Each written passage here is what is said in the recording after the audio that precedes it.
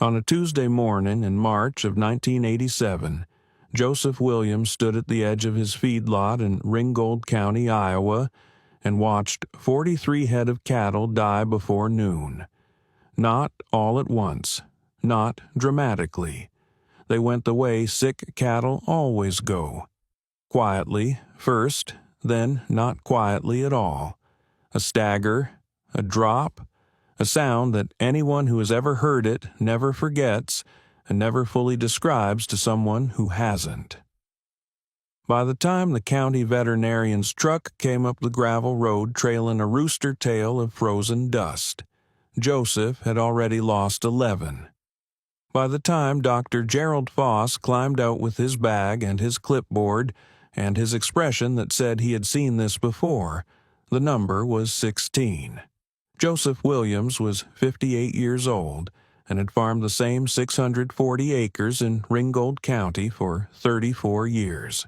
His father had farmed it before him, and his grandfather before that, and the land had a way of making a man feel both permanent and fragile at the same time. Permanent because the soil was still there. Fragile because everything you put on top of it could be gone in a season.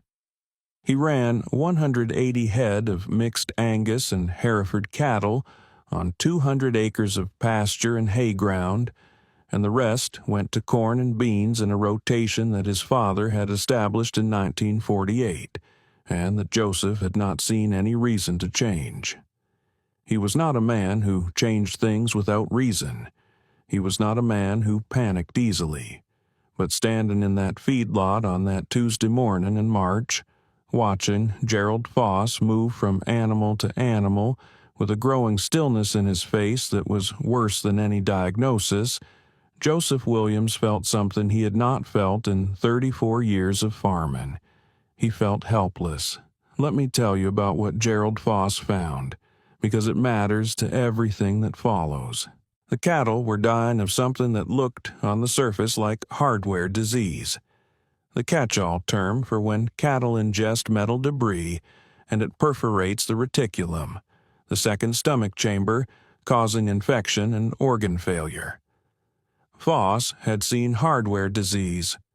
He knew what it looked like. He knew what it cost. Usually 1 or 2 animals before you caught it, a few $100s in losses, a lesson learned about keeping your pastures and feedlots clean. What he was looking at in Joseph Williams' feedlot was not that. The pattern was wrong. The speed was wrong. The animals affected were wrong. Not just the older, slower animals who might have ingested debris over months, but young stock, yearlings, animals that had been healthy and gaining weight 10 days ago. Foss took blood. He took tissue samples from the 2 animals that had died before he arrived. He walked the feedlot twice, slowly, looking at the feed, the water, the ground. He came back to where Joseph was standing, and he said something that Joseph would repeat for the rest of his life to anyone who would listen. He said, "I don't know what this is."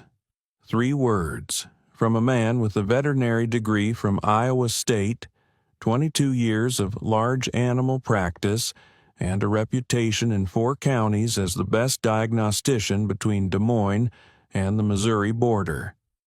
"I don't know what this is." Joseph asked him what they should do. Foss said they would send the samples to the state lab in Ames, and in the meantime he would treat symptomatically. Antibiotics, supportive care, isolate the animals that were showing early signs. He said it with the careful confidence of a man who had been trained to project certainty even when he didn't feel it, and Joseph recognized that performance because he had used it himself, telling his wife things were going to be fine when he wasn't sure they were. By the end of the day, the count was 23. Let me tell you about the week that followed, because it was the kind of week that changes a man's relationship with everything he thought he knew. The state lab in Ames took 5 days to return preliminary results, and the results were inconclusive. They confirmed infection. a systemic bacterial infection affecting multiple organ systems. But the specific pathogen wasn't clearly identified, and the pattern of transmission within the herd was unusual. Voss consulted with a colleague at Iowa State's College of Veterinary Medicine, a specialist in bovine medicine named Dr. Patricia Hensley, who drove down from Ames on a Thursday and walked the operation with the same careful attention that Voss had shown, and reached the same careful conclusion. They didn't know exactly what they were dealing with. They had theories. They had treatment protocols based on those theories. They were going to try 3 different antibiotic regimens simultaneously in different isolated groups and see what worked. Joseph lost 4 more animals while they were talking. By the end of the second week, the count was 31.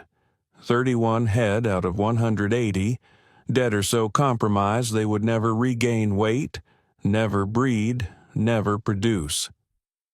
At current cattle prices, Joseph was looking at somewhere between $18,000 and $22,000 in direct losses. And that was before you counted the treatment costs, the veterinary fees, the disruption to his breeding program, the animals that survived but came out the other side diminished. He was not a wealthy man. He was a man who had good years and bad years and managed the distance between them carefully. And this was not a bad year. This was a catastrophe. Voss came out on a Friday afternoon of the second week and sat with Joseph at the kitchen table and laid out what he knew and what he didn't know in the honest, measured way that Joseph had always respected about him.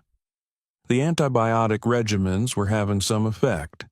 The progression had slowed, but the animals that were already sick were not recovering the way they should. There was something in the environment, Voss believed, something in the feedlot or the hay or the water that was compromising the animals' immune response and making them susceptible to infection in the first place. Until they identified that factor and eliminated it, they were treating symptoms, not causes. He was going to bring in a nutritionist from the extension office. He was going to have the water tested again. He was going to consult with 2 more specialists. He was going to do everything that the current state of veterinary science in 1987 could do for Joseph Williams' herd. Joseph's wife, Margaret, refilled their coffee cups and didn't say anything. Their son, Kevin, who was 24 and had come back to the farm after 2 years at community college, sat in the corner of the kitchen and listened. After Voss left, Kevin said, "Dad, what about Grandma Eunice's book?" And Joseph looked at his son for a long moment and said, "That's not medicine, Kevin." And Kevin said, "I know." And neither of them said anything else about it that night. Let me tell you about Eunice Williams, because you cannot understand what happened next without understanding the woman first.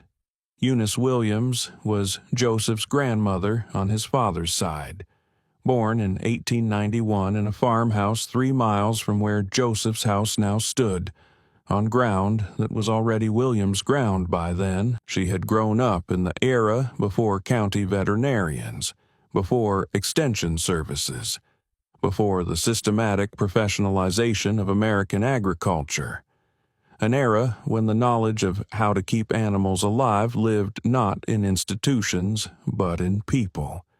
Specifically, in the women who managed the household animals, the kitchen gardens, the medicinal plants, the small-scale remedies that kept a working farm functional between the rare visits of a doctor or a vet. Eunice had been one of those women. She had been, by all accounts, exceptional at it. She had a memory that her family described as photographic and a curiosity that was, for a woman of her time and place, almost unseemly in its intensity. She had read everything she could get her hands on: agricultural bulletins, herbal medicine texts, the letters and journals of other farm women, the old German and Scandinavian remedies that the immigrant families in the county had brought with them from the old country. And she had kept a book. Not a diary, not a recipe book. A working document, added to over decades, that recorded every treatment she had ever used on an animal or a person, with the plant or substance used, the preparation method, the dosage, the result, and her own notes on what she thought was happening physiologically. She had started it in 1912 and added to it until 1958, the year before she died, and by the end it ran to 214 pages in her small, precise handwriting, organized by ailment rather than by plant, cross-referenced by season and by animal type, annotated with observations that sometimes ran for pages and sometimes were a single word. She had given it to Joseph's father when she died, and Joseph's father had kept it in the bottom drawer of his desk for 28 years without opening it, and when Joseph's father died in 1971, the book had passed to Joseph, who had kept it in the same drawer for another 16 years with the same level of attention. Kevin had found it at age 19, reading it the way young people sometimes read old things. Not for practical use, but out of a sense that the past contained something the present had forgotten. He had mentioned it to Joseph once, years ago, and Joseph had said something dismissive about folk remedies and old wives' tales, and the subject had been dropped. Now, in the second week of a catastrophe that the best veterinary minds in southern Iowa could not diagnose, Kevin brought it up again. He brought the book to the table the next morning without asking permission. It was a composition book, the old kind with the black and white marbled cover, but thicker than a standard composition book. Eunice had added pages, stitching them in with a careful hand, so that the spine was swollen and the cover didn't quite close flat. Joseph looked at it for a moment without touching it. Then he picked it up. Let me tell you about what Eunice Williams had written, because it is the reason this story is still being told. On page 47, under the heading Cattle Sickness, Winter and Spring, Feedlot and Barn, Eunice had written a description of a syndrome she called slow death fever, which was not a medical term but a descriptive one. Animals that appeared healthy, then declined gradually over days or weeks, with staggering, dropping, and a systemic infection that resisted the common remedies of her day. She had seen it first in 1919, lost 7 animals to it before she understood what was happening, and then seen it again in 1931 and in 1944. She had identified, through observation and through correspondence with 2 other farm women in neighboring counties who had seen the same thing, that the syndrome appeared almost exclusively in late winter and early spring, in animals that had been confined to feedlots or barns through the winter, and that it was associated with specific conditions. A combination of what she called sour hay, meaning hay that had been cut and baled in wet conditions and had developed a particular smell and a particular texture, and what she described as standing water in the lot that had gone through repeated freeze-thaw cycles and had taken on a greenish or brownish cast. She had written in her careful hand, "The animals are not dying of the fever. The fever is what happens after. They are dying because something in the bad hay or the bad water has made them unable to fight what they would otherwise fight off easily. Remove the source and treat what has already taken hold, and most of them will recover. The ones that don't recover are the ones that have been eating the bad hay or drinking the bad water the longest." Joseph read that passage 3 times. Then he put the book down and looked at Kevin. Kevin looked back at him. Neither of them said anything for a moment. Then Joseph said quietly, "Where's our hay from this year?" And Kevin said, the Henderson's field, the one that got rained on twice before we got it in. And, Joseph said, and the south lot water tank. Kevin said, it's been freezing and thawing since November. There's been some green on it. I've been meaning to talk to you about that. Joseph stood up from the table and put on his coat and went out to the feedlot. Let me tell you about what Joseph Williams did in the next 48 hours, because this is where the story turns. He pulled every bale of the Henderson hay out of the feedlot and the barn, all of it. 340 bales, moved by hand and by tractor, stacked in the field away from any animal. He drained the south lot water tank completely, scrubbed it with a solution that Eunice's book specified, a mixture involving wood ash lye and what she called good vinegar, which Joseph interpreted as apple cider vinegar, applied with a stiff brush and rinsed 3 times with clean water. He brought in fresh hay from a different source, hay he had bought from a neighbor the previous fall that had been baled dry and stored in a closed barn. He ran fresh water lines to temporary tanks in the feedlot. He did all of this without calling Foss, without calling the extension nutritionist, without consulting anyone. He did it because his grandmother had written it down in 1919, and he believed her. Then he called Foss and told him what he had done and why. The silence on the phone lasted long enough that Joseph thought the connection had dropped. Then Foss said, "Joseph, I appreciate that you're trying to do something, but you understand that what you're describing is not," and he paused, choosing his words, "it's not a recognized syndrome. The contaminated hay theory has some merit from a mycotoxin standpoint, but the water contamination you're describing, the freeze-thaw cycling, that's not a known vector for the kind of systemic infection we're seeing.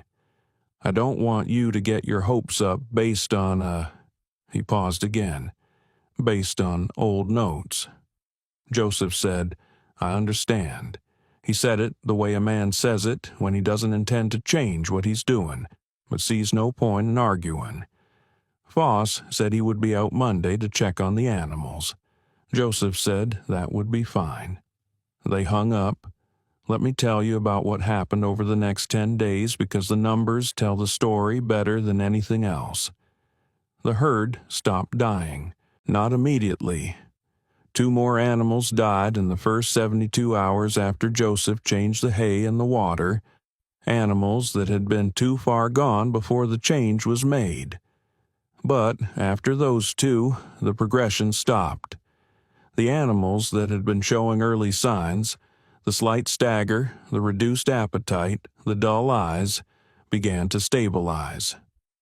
By the end of the first week, 3 of the stabilized animals were showing clear improvement, eating normally, moving normally, beginning to regain the alertness that sick cattle lose first and regain last.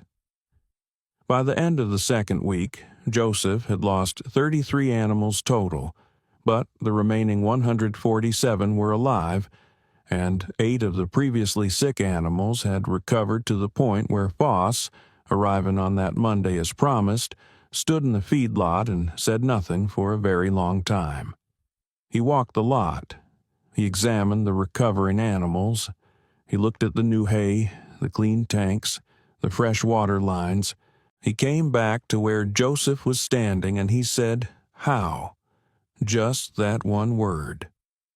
Joseph told him about Eunice's book. He told him about slow death fever, about the sour hay, about the freeze-thaw water contamination, about the theory that the animals were being immunocompromised before the infection took hold. Foss listened without interrupting, which was unusual for him.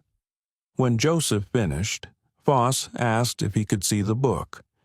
Joseph went inside and got it and handed it to Foss, who stood in the cold morning air and read the relevant pages twice, slowly, the way a man reads something that is reorganizing what he thought he knew. Then Foss said something that Joseph did not expect.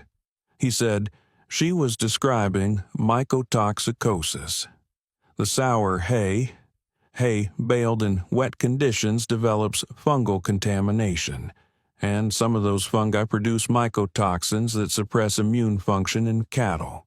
It's been documented in veterinary literature since the 1960s, but the specific combination she's describing, the hay contamination plus the freeze-thaw water quality issue, there's actually a 1984 paper from the University of Minnesota that touches on this interaction. He looked up from the book. He said, "She figured this out in 1919. Joseph said, "She figured it out because she was paying attention." Foss nodded slowly. He said, "I want to send this book to Dr. Hensley at Iowa State, with your permission. I want her to read it." Joseph thought about it for a moment and said, "You can show her the relevant pages. The rest of it stays here. Let me tell you about what Dr. Patricia Hensley said when she read those pages, because it matters to what came after." Hensley was a scientist, which meant she was trained to be skeptical of anecdotal evidence, and she was skeptical of Eunice's book in the way that a good scientist is skeptical. Not dismissively, but rigorously. She asked questions. She wanted to know the sample sizes, the controls, the variables. She understood, of course, that a farm woman in 1919 had not been running controlled experiments. But she also understood something that the best scientists always understand, which is that careful observation over a long period of time, recorded honestly and without agenda, is a form of data. Not the cleanest form, not the most rigorous form, but data nonetheless. And what Eunice Williams had recorded across 46 years of observation was, when Hensley looked at it through the lens of what was known in 1987, remarkably consistent with documented veterinary science on mycotoxin-related immunosuppression in cattle. The specific combination of conditions Eunice had identified, wet-baled hay plus freeze-thaw water contamination in late winter feedlot conditions, was not something that had been formally studied as a syndrome, but the components were individually documented, and the interaction Eunice had described was plausible and, given what had happened to Joseph's herd, apparently real. Hensley wrote a letter to Foss. She said she intended to design a formal study around the conditions Eunice had described. She said she believed there was something there worth investigating. She said, and this is the part that Foss read aloud to Joseph at the kitchen table on a cold April evening with Margaret and Kevin listening, she said, "The woman who wrote these notes was not practicing folk medicine. She was practicing epidemiology. She just didn't have the word for it." Joseph didn't say anything for a moment. Then he said she would have liked hearing that. "Let me tell you about the summer that followed, because the story doesn't end with the herd surviving. The 147 surviving animals came through the spring in better shape than Joseph had dared to hope. The 8 animals that had been sick and recovered were slower to regain condition than he would have liked. But by June they were indistinguishable from the animals that had never been sick, and by the time Joseph sorted his calves in July, the calf crop from the surviving cows was strong enough that the year's losses, devastating as they had been, did not break him. They hurt him. They changed the trajectory of the next 2 or 3 years. But they did not break him, and a man who has been farming for 34 years knows the difference. He made 2 changes that summer that he kept for the rest of his farming life. The first was that he never again bought hay that had been rained on before baling, regardless of the price, regardless of the convenience, regardless of what the seller told him about how it had dried out fine. The second was that he began checking his water tanks through the winter with the attention he had not previously given them, draining and cleaning them on a schedule rather than when they looked like they needed it. These were not dramatic changes. They were not the kind of changes that get written up in the farm magazines or talked about at the co-op. They were the kind of changes that a man makes quietly in response to a lesson that cost him 33 animals and $20,000 and 2 weeks of the worst fear he had felt since his father died. Kevin noticed both changes without commenting on them. He was learning that summer what it meant to farm. Not the mechanics of it, which he already knew, but the epistemology of it. The question of how you know what you know, and where that knowledge comes from and what you do when the knowledge you have isn't enough. He had grown up watching his father trust the extension service, trust the veterinarian, trust the seed company agronomist, trust the institutions that American agriculture had built to carry the knowledge that individual farmers couldn't carry alone. And those institutions had failed his father in March of 1987, or not failed him exactly, but come up short, come up with I don't know and let's try this and we'll see. And his great-great-grandmother's book, written in a composition notebook with stitched-in pages in a farmhouse 3 miles away, had not come up short, had known, had seen it before, had written it down. Kevin thought about that a lot that summer. He didn't say much about it to Joseph, but he thought about it. Let me tell you about the conversation at the Ringgold County Co-op in August of 1987, because it is the moment when the story became something more than a private family matter. Joseph was not a man who talked about his business at the co-op. He bought his supplies, he collected his mail, he exchanged the necessary pleasantries with the men he had known for 30 years, and he went home. But in August, a man named Roy Cartwright, who ran 220 head of cattle on a spread north of Diagonal, and who had heard through the county grapevine about Joseph's spring losses, stopped Joseph near the seed display and asked him, straight out, what had happened with his herd. Roy was not a gossip. He was a careful man asking a careful question, and Joseph recognized the difference. Joseph told him. He told him about the Henderson hay, about the South Lot water tank, about Eunice's book, about what Foss had eventually confirmed about mycotoxins and immune suppression. He told him about slow death fever and what his grandmother had written in 1919. Roy listened without interrupting, the way farmers listen when they are actually listening rather than waiting to talk. When Joseph finished, Roy said, "I had 3 animals last February that went the way you're describing. Vet said it was hardware disease.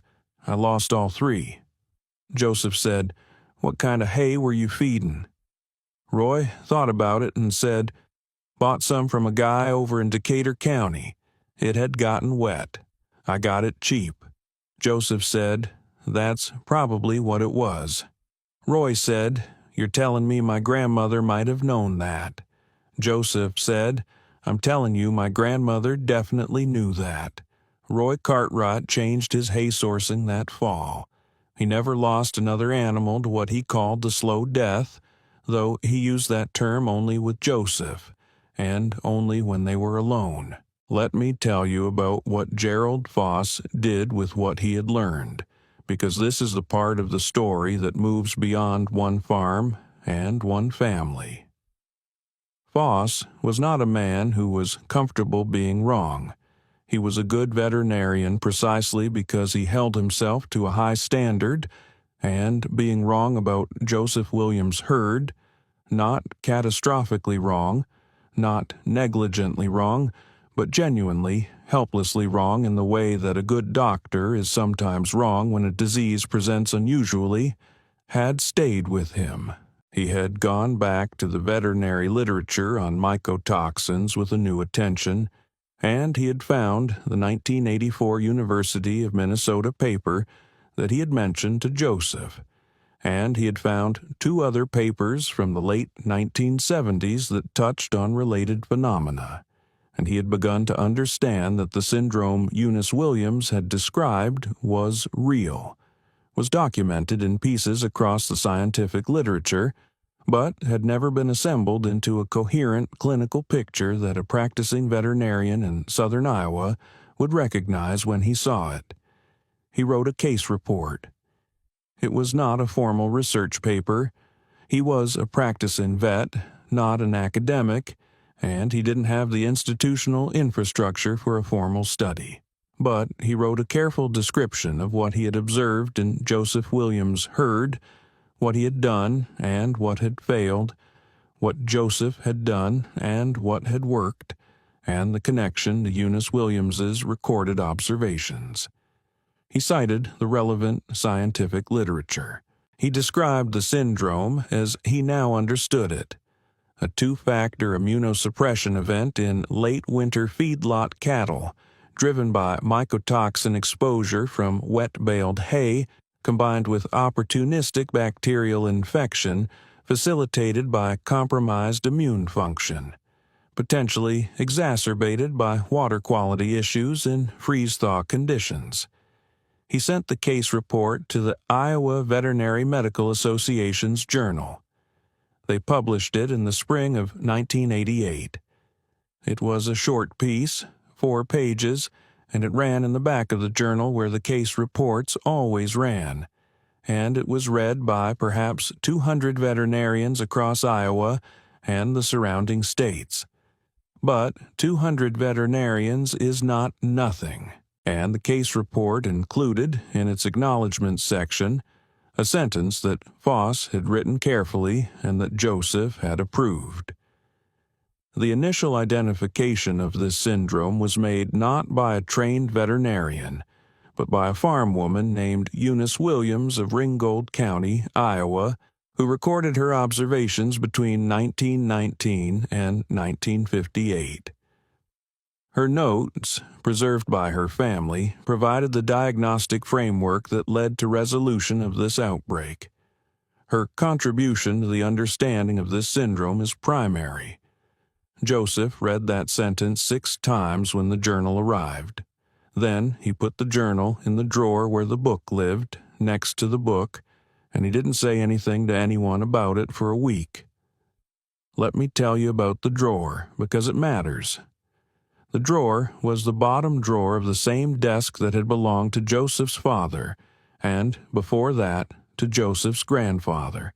It was a roll-top desk, the old kind with the tambour cover that rattled when you opened it, and it sat in the corner of the farmhouse living room that had been designated as the office since before Joseph was born. The drawer had always been the place where important things were kept. Documents, deeds, the kind of papers that a family accumulates over generations of staying in one place. The book had been in that drawer for 44 years by 1987, and now the journal lived there too, and Joseph began to think of the drawer differently than he had before. Not as a place where old things were stored, but as a place where knowledge was kept. The distinction mattered to him, though he couldn't have explained precisely why. Kevin understood it without being told. He had grown up in that house, had known the drawer all his life, had thought of it as a place where old things went that nobody needed any more. After 1987, he thought of it differently too. Let me tell you about the years that followed, because the story of Eunice Williams' book did not end with the journal article, or with the herd recovering, or with Roy Cartwright changing his hay sourcing. It continued, the way knowledge continues when it is finally released from the drawer where it has been sitting. Dr. Patricia Hensley at Iowa State did design a study, as she had said she intended to. It took 3 years to get funding and another 2 years to complete, and the results were published in 1993 in the Journal of Veterinary Diagnostic Investigation. The study confirmed, in the rigorous, controlled manner that science requires, the basic mechanism that Eunice Williams had identified through observation.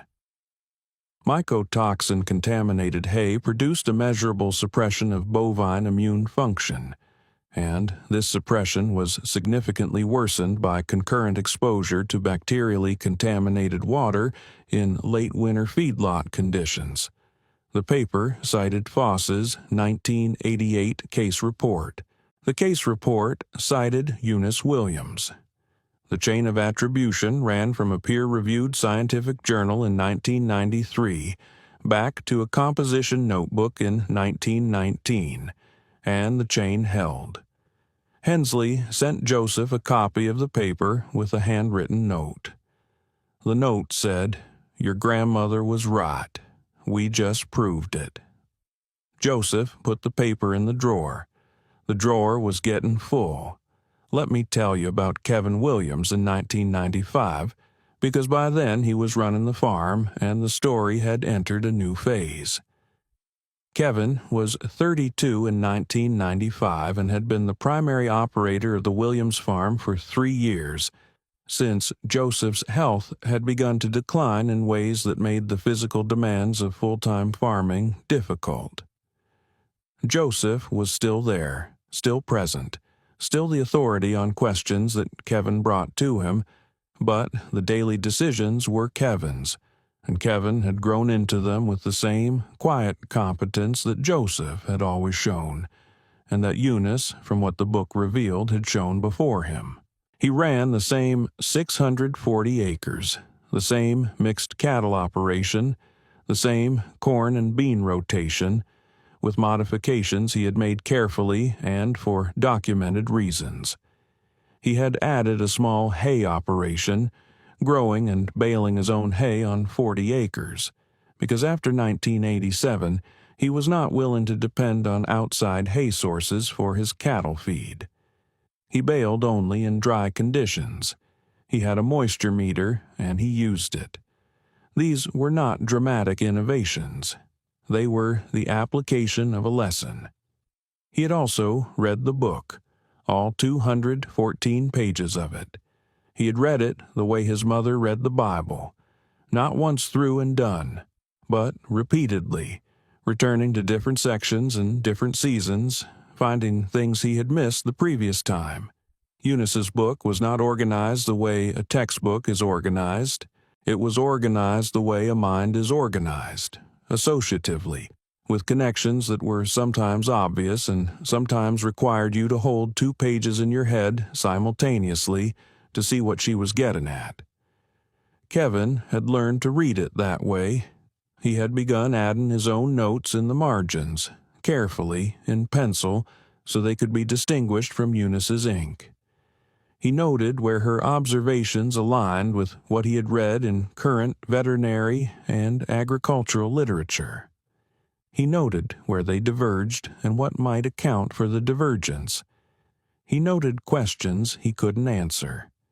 He had shown the book to his daughter Emma when she was 14, not as a lesson in folk medicine, but as a lesson in observation.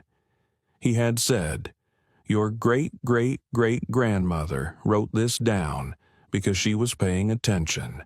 That's all she was doing. She was paying attention and writing it down." Emma had read the relevant cattle sections and the sections on poultry, and the long section on soil and plant relationships that Eunice had compiled from correspondence with a woman in Nebraska who kept bees and had opinions about clover. Emma had said, "Dad, she was writing about the microbiome. She just didn't call it that." Kevin had looked at his daughter for a long moment and then said, "Yes, that's exactly right. Let me tell you about Joseph Williams' last years, because the end of a man's life is part of his story, and Joseph's end was consistent with his life in the ways that matter." Joseph died in January of 2001 at the age of 71, of a heart condition that had been developing for several years and that he had managed with the same patient, methodical attention he gave to everything. He died in the farmhouse where he had been born, in the bed where his parents had slept, in a county where his family had farmed for 4 generations. Kevin was with him. Margaret was with him. Emma, who was 20 and in her second year at Iowa State studying animal science, drove through the night to be there and arrived 2 hours before the end. The funeral was at the Methodist Church in Kellerton, and it was well attended in the way that the funerals of farmers who have lived in one place for a long time are well attended. Not because Joseph had been a public figure or a prominent man, but because he had been a reliable one, and in a small county, reliability is a form of distinction. Gerald Foss came, though he had retired from practice 2 years earlier. Roy Cartwright came. Several men came whose names Joseph would have recognized, but whose connection to him was indirect. Farmers who had read Foss's 1988 case report, or who had heard the story through the county network, and who felt that the man who had figured out what was killing his cattle deserved to be marked. Kevin spoke at the service. He said that his father had taught him 2 things above all others. The first was that the land remembers what you do to it, and you had better be paying attention to what it's telling you. The second was that knowledge doesn't have a credential. It has a track record. He said his father had learned both of those things from a book in a drawer, written by a woman who had been dead for 28 years before the book saved his herd. He said he intended to teach his daughter the same things. Emma, sitting in the front pew, was already crying. She'd been crying since Kevin started speaking, but when he said that last part, she stopped crying and sat up straight, and the expression on her face was the expression of someone who has just understood something that they have been circling for a long time without quite seeing. Let me tell you about Emma Williams, because she is the reason this story is still moving forward, rather than simply backward. Emma Williams graduated from Iowa State in 2003 with a degree in animal science and a minor in plant biology, and she came home to the Williams farm with a head full of current science and a deep familiarity with a 214-page composition notebook that she had been reading since she was 14. She was not the same kind of farmer that Joseph had been or that Kevin was. She was not better. That's not the right word. She was different in a specific way. She moved between the book and the journals, between Eunice's observations and the current literature, with a fluency that neither Joseph nor Kevin had possessed, because she had been trained in both simultaneously, rather than coming to one after the other. She could read a passage in Eunice's book about soil and plant relationships and cross-reference it with current research on mycorrhizal networks, and see not just that Eunice had been right, but why she had been right, what the mechanism was, what the implications were for things Eunice hadn't written about because she hadn't lived long enough to see them. She made changes to the farm. Careful changes, documented changes, changes she argued for at the kitchen table the way Eunice had presumably argued for her observations at her own kitchen table 80 years earlier. She introduced cover crops into the corn and bean rotation, citing research on soil health and water retention and the long-term economics of reduced input costs. Kevin listened and said he needed to think about it, which was his version of yes, and the following spring they planted cereal rye on 80 acres between the corn harvest and the spring planting. The results in the first year were modest. The results in the third year were not modest. The results in the 5th year were the kind of results that make neighboring farmers slow down when they drive past your fields. She added a note to the book. She wrote it in pencil, the way Kevin had written his notes, so it could be distinguished from Eunice's ink. She wrote, "Cover crops confirmed. soil moisture retention up 23% in dry years, input costs down $34 per acre over 5 years. Eunice wrote about keeping the ground covered in winter. She was right about this too. She just didn't have the yield data. She signed it with her initials and the year, EW 2009. Let me tell you about the summer of 2012, because it was the summer that tested everything. The drought of 2012 was the worst drought in the Midwest since 1988, and in some parts of Iowa,